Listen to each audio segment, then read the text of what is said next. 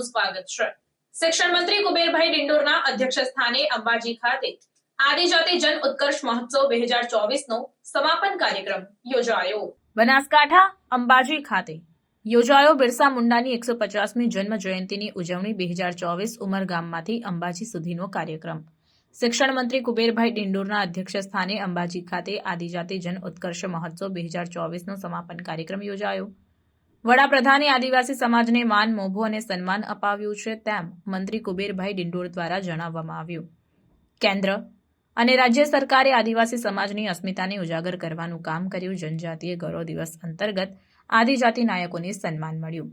સરકારની યોજનાઓ થકી આદિવાસી સમાજ મુખ્ય ધારામાં આવ્યો। આદિવાસી સમાજ માટે શિક્ષણ ક્ષેત્રે અનેક યોજનાઓ કાર્યક્રમ યોજાયો।